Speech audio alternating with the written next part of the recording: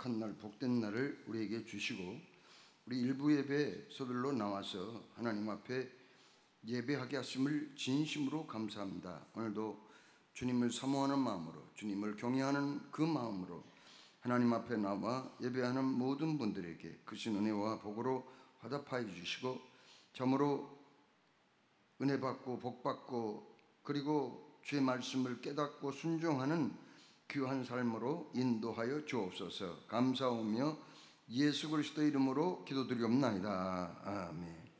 할렐루야.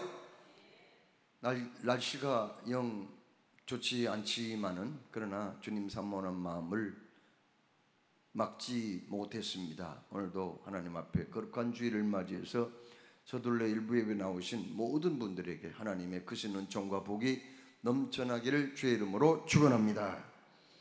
여러분, 권선징악이라는 말이 있어요. 선은 권하고 또 악은 벌을 내린다, 그런 말이 아니겠습니까? 인생에는 선과 악이 공존하고 있는데 본인의 의지에 따라서 악을 선택하면 벌을 받는다는 거 아닙니까? 선을 선택하면 그건 상을 받는다는 거 아니겠습니까? 우리나라 고대 소설인 공지팥지전, 흥부전, 여러분 잘 아시죠?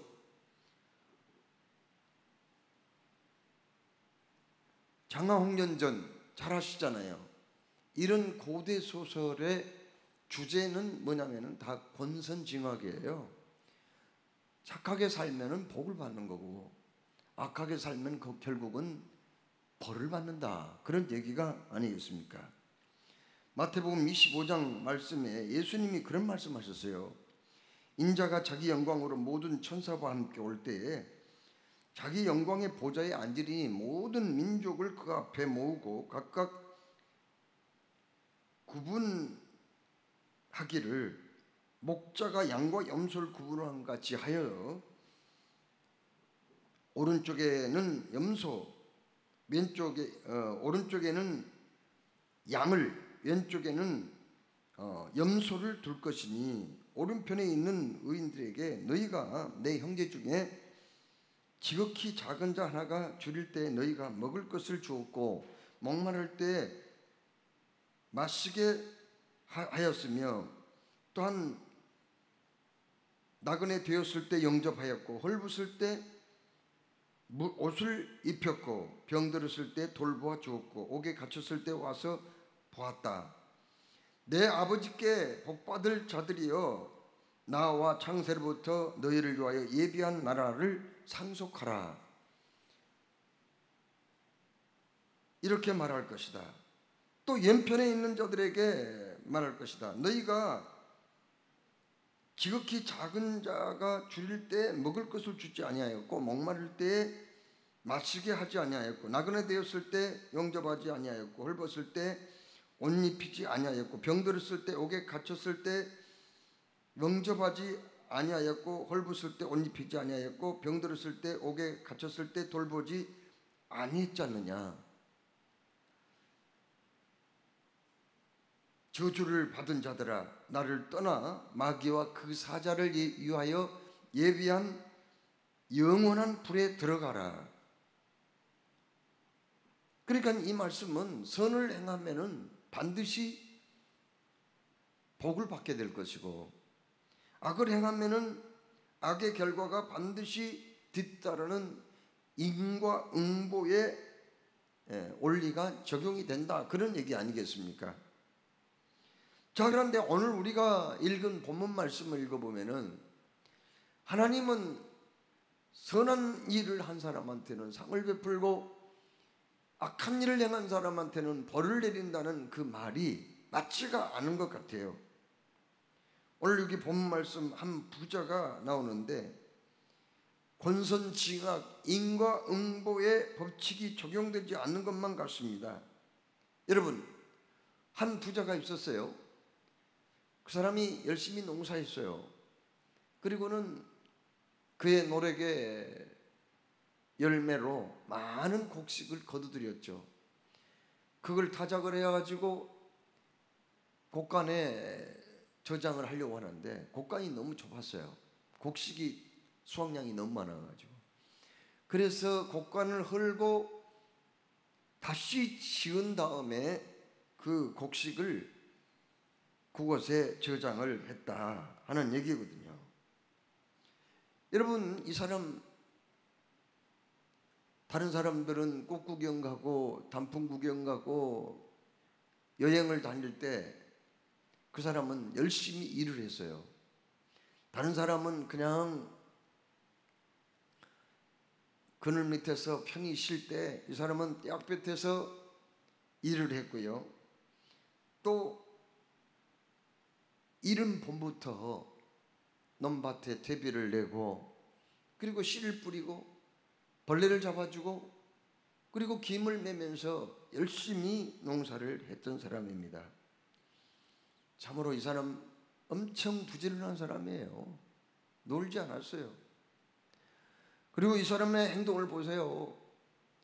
이 사람 보면은 다른 사람 뭐 그렇게 도둑질하거나 사기친 적이 없었습니다. 성실하게 일한 사람이에요. 자기 할 일을 다 한 사람이라고요. 이 사람 아직 해가 뜨기 전에 들에 나가서 하루 종일 일을 하고 땅거미가 질 때 집에 돌아온 사람이에요.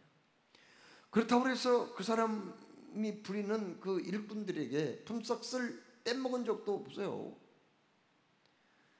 그는 불의한 방법으로 돈을 벌거나 농사를 지은 적이 없었습니다.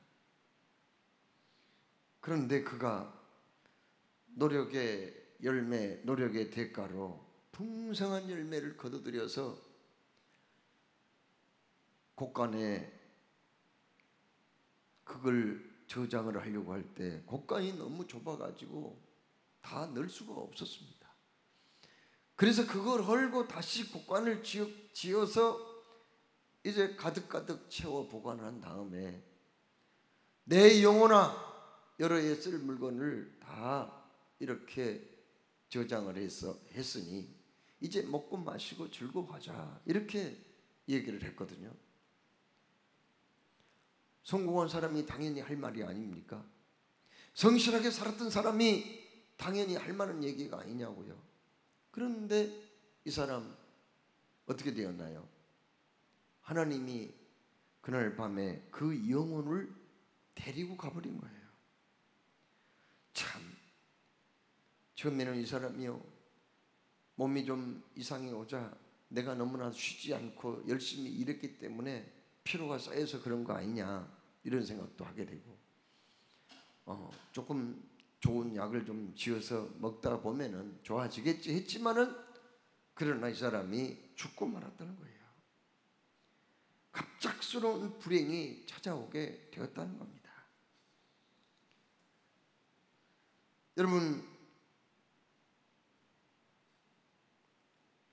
그런데 하나님께서는 왜 그가 열심히 노력을 해서 돈을 모았고 나름대로 성공한 사람이었는데 그것을 누리지도 못하게 그냥 데려가 버렸을까요? 기가 막힐 일이 아닙니까? 어떻게 이런 일이 벌어집니까? 이 말씀을 보면은 이 참 부지런한 농부, 성실했던 농부가 너무 불쌍하기까지 해요. 아니, 세상에 이렇게 허리가 휘도록 노력을 하고 수고한 사람을 갖다가, 아니 뭘 잘못했다고 하나님이 그냥 그 영혼을 데려가 버리냔 말이에요. 왜 죽게 하냔 말이에요. 성공했는데. 이거 보면은 이 하나님이 너무 잔인하신 분이 아닌가, 이런 생각까지 하게 됩니다. 그러면 왜 하나님께서 성공한 이 농부, 최선을 다해서 살아왔던 삶, 그리고 성실한 그의 생활 태도를 다 무시해버리고 갑자기 그렇게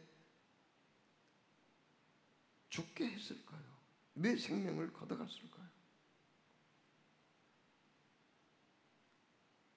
하나님은 정말 무자비한 하나님이실까요? 공의롭지 못한 분이란 말이에요. 정말 하나님은 선하신 분이 아니라 악하신 분이란 말입니다. 시편 말씀에 여호와는 긍휼이 많으시고 은혜로우시며 노하기를 더디하시고 인자하심이 풍부하시도다, 이렇게 말씀하고 있습니다. 하나님은 어떤 분이냐고요? 하나님은 노하기를 더디하시고 인자하심이 풍부하시다는 말씀이에요. 그러면 왜 그 부자의 영혼을 데려가시고 그의 노력이 수포가 되게 하셨을까요? 하나님께서는 이 사람에게 이렇게 말씀하십니다. 어리석은 자여, 오늘 밤에 내 영혼을 도로 찾으리니 그리하면 네 준비한 것이 네 것이 되겠느냐. 여러분, 여기에서 어리석다는 말은요, 헬라어로 무슨 뜻입니까? 정신이 없는 자. 헬라어로 아프론이라는 이 단어는 생각이 없는 자, 지혜가 없는 자라는 뜻이에요. 영어 성경에는 너는 바보다, 그렇게 표현을 하고 있어요. You fool, 너는 바보다. 아니, 왜 성실하게 사는 사람한테 하나님은 너 바보 그런 말을 했을까요? 어리석은 사람, 성실하게 살았던 사람한테 너는 지혜가 없는 사람이라고 왜 그렇게 말씀을 하셨냐는 거예요.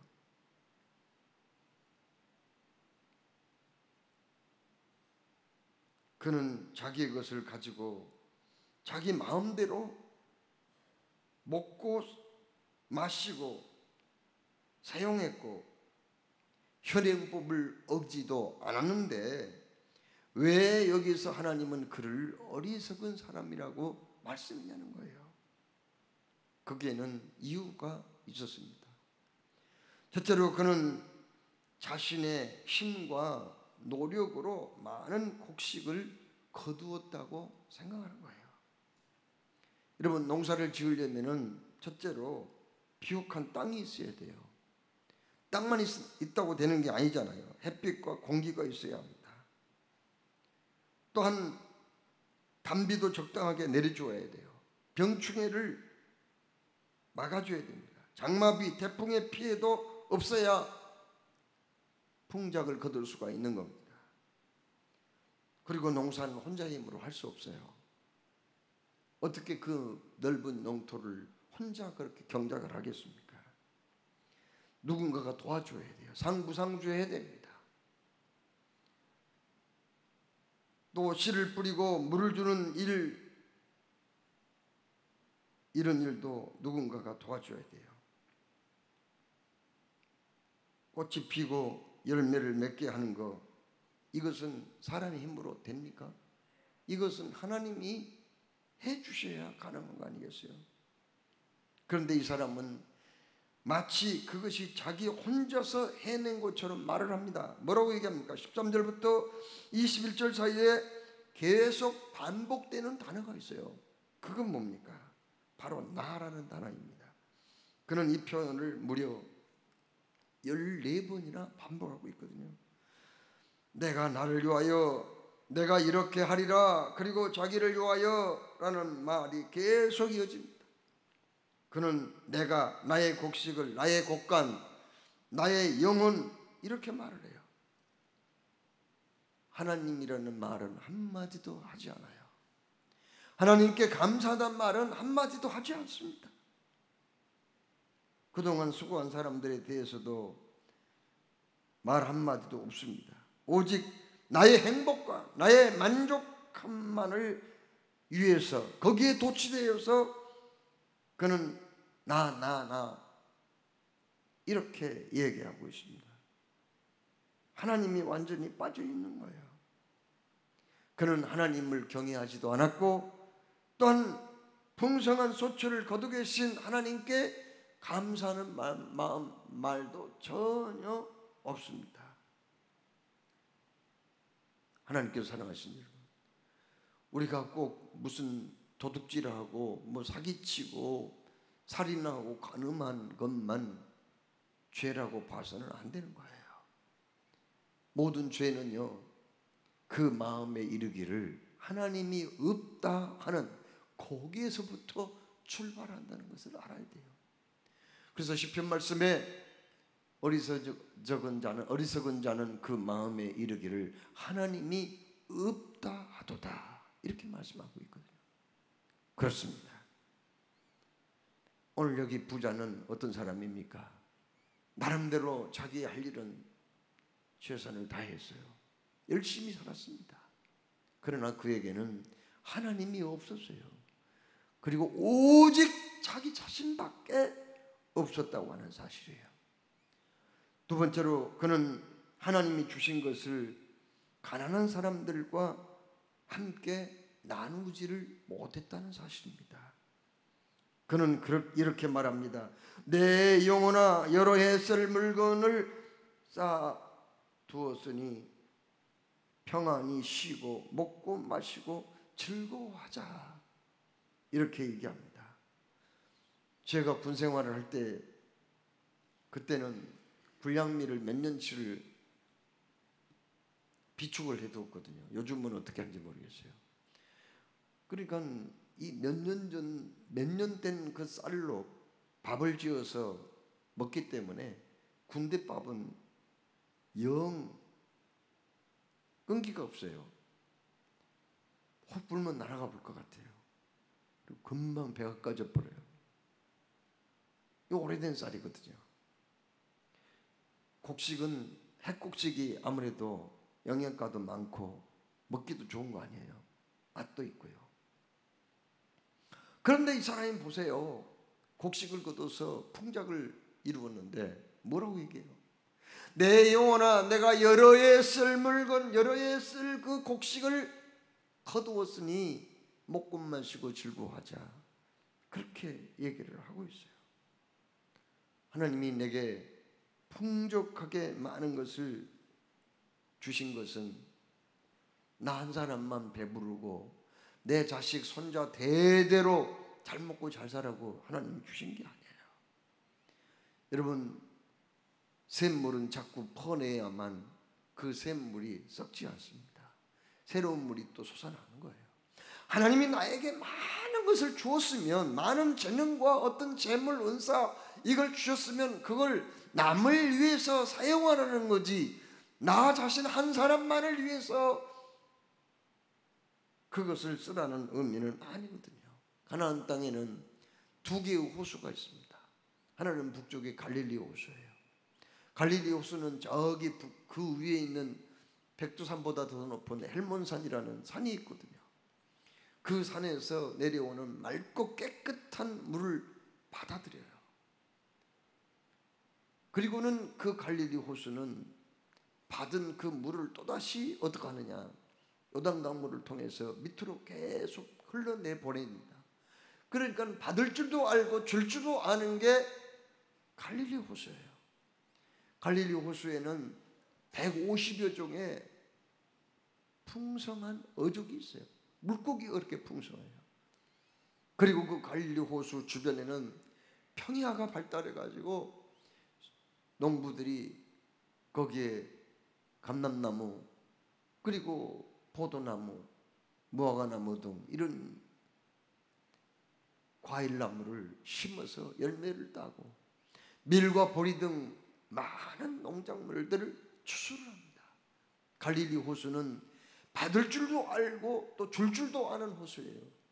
그런데 그 밑에는 사해바다가 있거든요. 요단강물을 통해서 갈릴리 호수에서 물이 내려가면은 이 사해바다는 갈릴리 바다보다는 몇 배 큰 호수인데 받기만 하는 거예요. 받기만. 왜요? 거기는 해수면보다 더 낮아요. 굉장히 지대가 낮거든요. 그러니까 다른 데로 빠져나갈 데가 없어요. 물이 계속 받기만 하는 거예요. 그러다 보니까 그 물이 뜨거운 그 열기에 뜨거운 날씨에 증발이 되는 거예요. 그러다 보니까 이 사해바다는요 죽은 바다가 되어 있어요. 물고기 한 마리도 살지 않아요. 거기는 식물도 살 수 없어요. 물이 얼마나 짠지요. 그냥 거기 들어가서 헤엄 못 친 사람도 가만히 누웠으면 둥둥 뜨는 거예요. 거기에서 그냥 신문 같은 것도 읽을 수 있을 정도예요. 저도 그 사회바다 가봤는데 몸이 둥둥 떠가지고 헤엄을 좀 제가 칠 줄 아는데 헤엄을 칠 수가 없는 거예요. 그냥 떠버리니까. 물에 어느 정도 가라앉아야 헤엄도 치기 좋잖아요. 그래서 그 바다는 죽은 바다가 돼버린 거예요. 사해바다가 된 거예요. 사실 거기는 바다는 아니에요. 호수예요. 그러나 죽은 호수, 죽은 바다가 돼버린 거죠. 여러분, 어떤 신문에 장수의 비결이라는 제목의 칼럼이 있는 것을 읽었습니다. 미시간 대학의 심리학자인 스테파니 브라운 박사가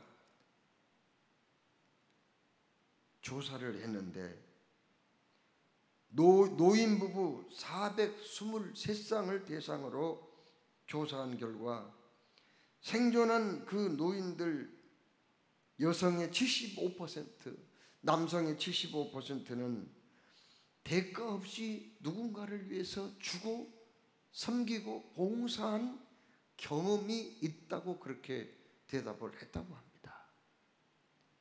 그러니까는 장수하는 사람들, 건강 장수하는 사람들의 60% 이상은 누군가를 위해서 헌신하고 희생한 사람들란 말이야. 일찍 노안에 걸리거나 혹은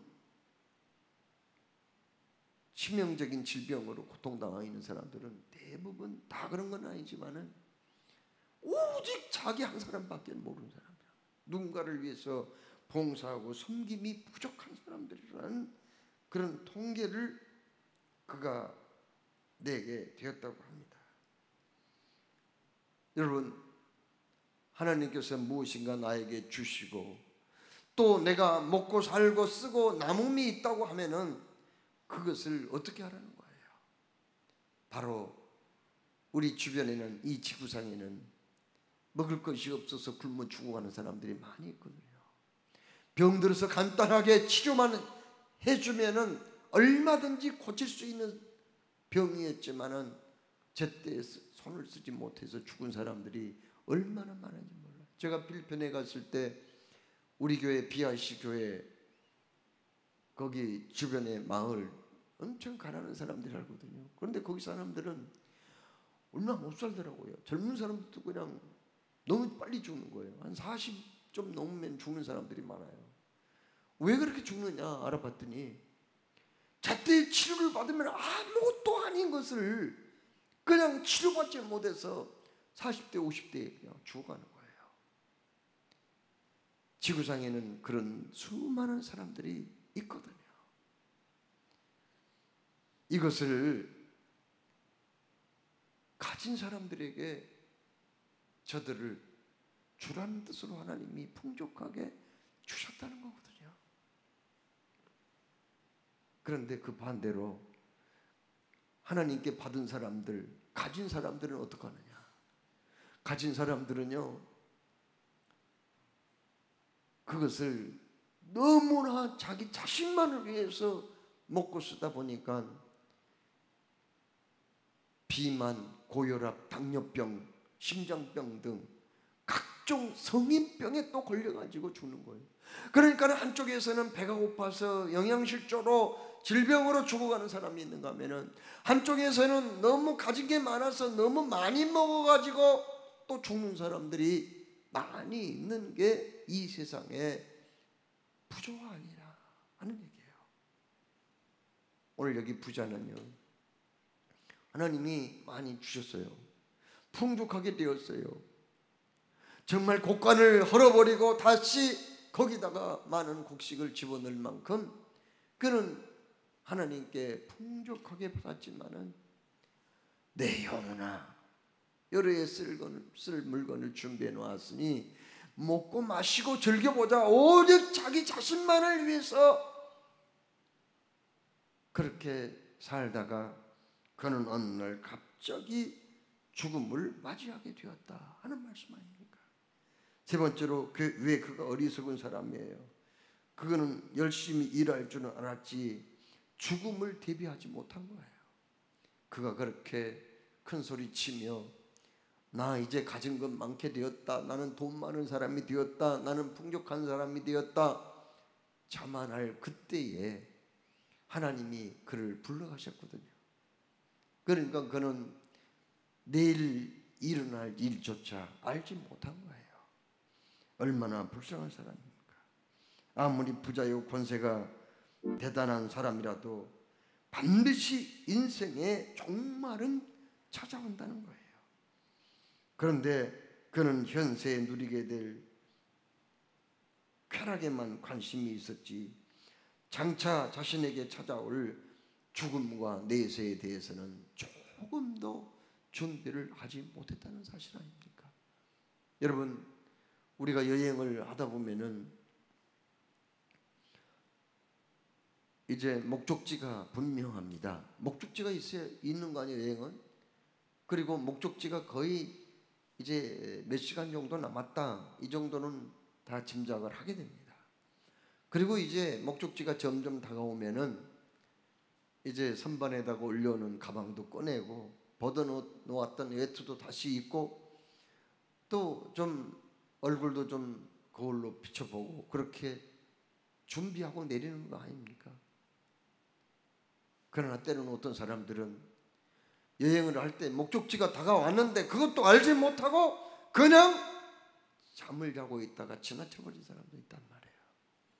오늘 여기 이 사람 등장하는 부자 말이에요. 죽음이 눈앞에 임박했건만 그것도 알지 못했다. 그래서 이 사람한테 뭐라고 그랬어요? 너 어리석은 사람이다, 너는 바보야. 하나님이 그렇게 책망할 수밖에 없었다고 하는 거죠. 하나님께서 사랑하신 여러분, 우리는 하나님이 생명 내셔서 한평생 살다가 하나님이 부르시면 거부하지 못하고 가야 할 사람들입니다.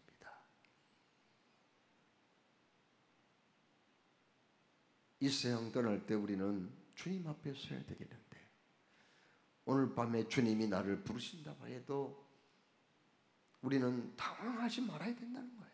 두려워할 필요 없다는 거예요. 주님의 십자가의 공로로 내가 구원을 받았으니 주여 나를 받으소서. 내가 주님께 가나이다. 내 영혼을 아버지 손에 부탁합니다. 이렇게 마지막 기도하고 떠날 수 있는 저와 여러분이 되기를 주의 이름으로 축원합니다. 여러분, 그러면 이 사람은 왜 이렇게 어리석은 사람이 되고 말았을까요? 그것은 오늘 여기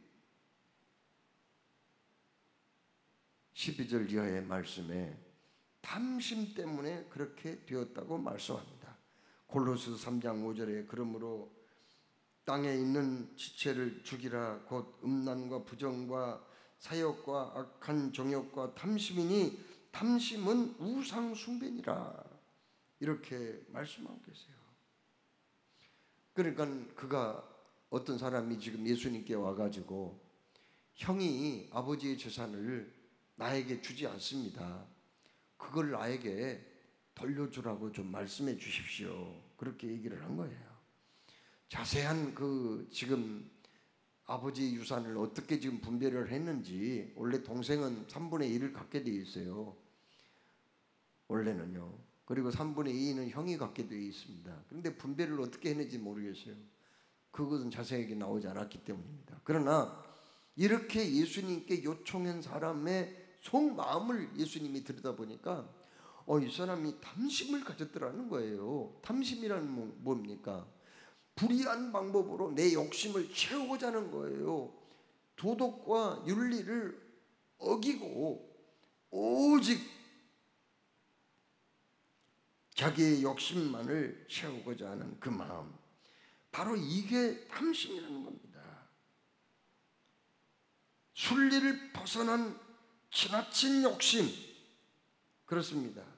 감사와 만족이 없는 마음, 이것이 바로 탐심인데, 탐심은 우상숭배와 같다는 거예요. 우상숭배를 하는 사람들도요, 다 그런 사람들이에요.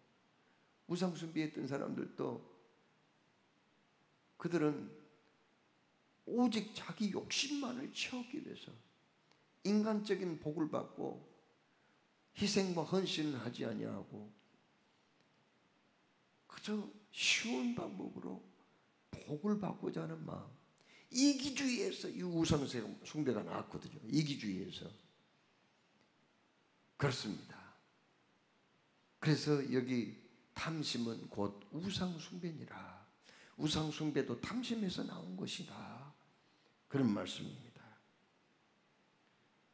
세상에 전무후무한 부귀영화를 누렸던 솔로몬은 만물의 피곤함을 사람이 말로 다 할 수 없나니 눈은 보아도 족함이 없고 귀는 들어도 차지 아니하는도다. 이렇게 탄식했고, 은을 사랑하는 자는 은으로 만족함이 없고 풍부를 사랑하는 자는 소득으로 만족함이 없나니 이것도 헛되도다. 이렇게 고백합니다. 그럼에도 불구하고 많은 사람들은 지나친 욕심을 부리고 있다는 겁니다.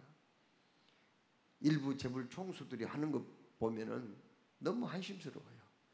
자기들 평생 쓰고도 남는 재산, 아니 3대 4대까지 물려주어도 부족함이 없는 엄청난 재산을 가지고도 탈세하는 걸 보세요. 그런 재벌들이 있어요.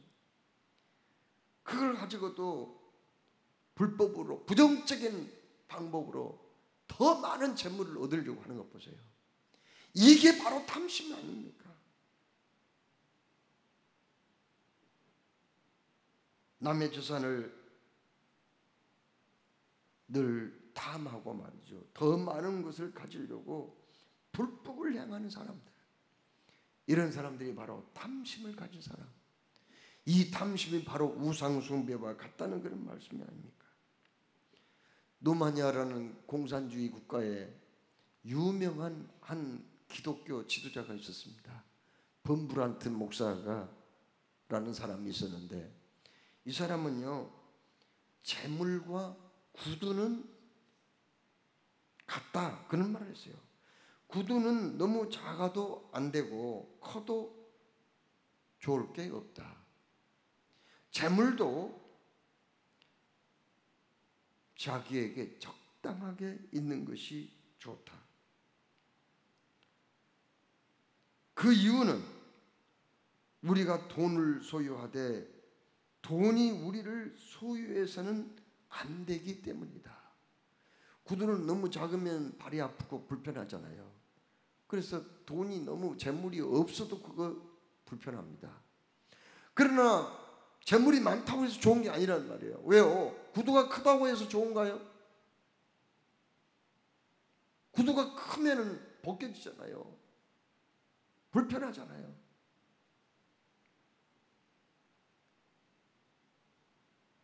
그래서 오히려 그 재물이 우리를 소유해 버리기 때문에 그것도 별로 좋지 않다, 그런 말을 했습니다. 그러면 진정 만족한 삶을 살기 위해서는 우리가 어떻게 해야 될까요? 첫째, 하나님께서 주신 것에 대해서 우리가 자족할 수 있어야 되고, 하나님께 감사하는 마음을 가져야 한다는 거 아니겠어요? 그렇습니다. 하나님이 내게 주신 거 많잖아요. 거기에 대해서 자족하는 마음, 감사하는 마음이 먼저 있어야 한다는 거죠. 여러분, 사람을 헬라어로 안드로포스라 그렇게 얘기하거든요. 하늘을 쳐다보는 동물이라는 뜻이에요. 여러분, 짐승들은 하늘 쳐다볼 수 있어요, 없어요? 동물들이 무슨 하늘 쳐다봅니까? 거기에 관심도 없는 거예요. 그러나 사람은 하늘을 쳐다보며 날씨를 예측하기도 하고, 또 하늘을 쳐다보며 천체를 연구하며 하늘에 비행기를 띄우고 인공위성을 쏘아 올리기도 하잖아요. 왜요? 하늘에 관심이 있는 거예요, 우리 사람은. 그리고 하늘을 쳐다보며 하나님을 기억합니다. 하늘을 쳐다볼 수 없는 사람, 즉 하나님을 기억할 수 없는 사람, 하나님께 감사할 수 없는 사람은 어떤 사람일까요? 하나님께 전혀 관심이 없는 사람은 그 짐승과 같은 사람이에요. 그래서 시편 49편 20절에 존귀하나 깨닫지 못하는 사람은 멸망하는 짐승 같도다, 이렇게 말씀하지 않았습니까? 여기 부자를 보세요. 그렇게 농사지어서 많은 거 얻고 곡간까지 헐고 지었지만은 하나님께 관심이 없었기 때문에 어리석은 사람이라는 거예요. 이 사람은 짐승과 뭐가 다르냔 말이에요. 먹고 마시며 즐기는 것을 전부라고 생각하는 그 사람이 그렇지 않습니까? 오늘 말씀에 등장하는 부자는 정말 자기 일에는 성실한 사람이었어요. 부지런한 사람이었어요. 자기 일에 최선을 다하여 성공한 사람의 틀림이 없었습니다. 그러나 하나님께 어리석은 사람이라는 평가를 받았습니다. 왜요? 그는 오직 자신의 힘과 노력으로 많은 곡식을 얻었다고 생각했기 때문입니다. 그는 하나님이 주신 것을 가난한 사람들과 함께 나누지 못했기 때문입니다. 그는 열심히 일할 줄만 알았지 죽음과 내세에 대해서 전혀 준비를 하지 못했기 때문입니다. 지나친 욕심인 탐욕의 노예가 되어서 여기 그 사람을 그렇게 만들고 말았습니다. 주님은 요한계시록 2장 말씀에 소아시아 7교회 가운데 서머나 교회 성도들에게 편지에서 이렇게 말씀하십니다. 내가 내 환난과 궁핍을 알거니와 실상은 내가 부요한 자니라. 서머나 교회 성도들은 핍박을 받아서 가진 거 뺏겨버리고 감옥에 들어가고 매맞고 직장에서 내쫓김 당하고 매매도 금지당했는데 하나님이 뭐라고 말씀해요? 우리 주님이 그러나 너는 실상은 부요한 자니라, 그렇게 말씀했어요. 이 땅에서 가진 것이 많고 부유하다고 해서 천국에서까지 부자가 아니에요. 이 땅에서 비록 가난하고 없는 것 같지만 하나님 앞에서 진정한 부자, 선문화교회 성도처럼 진정한 부자가 있다는 사실을 우리에게 말씀하셨습니다. 하나님께서 사랑하신 여러분, 나는 이 땅에서는 인류 부자 갑부가 되지 못한다고 하더라도 주님 앞에서는 진정한 부자가 되게 하여 주시옵소서. 이런 기도와 믿음으로 승리하시기를 주의 이름으로 축원합니다. 사랑해 주님, 오늘도 말씀 주시면 감사합니다. 주신 말씀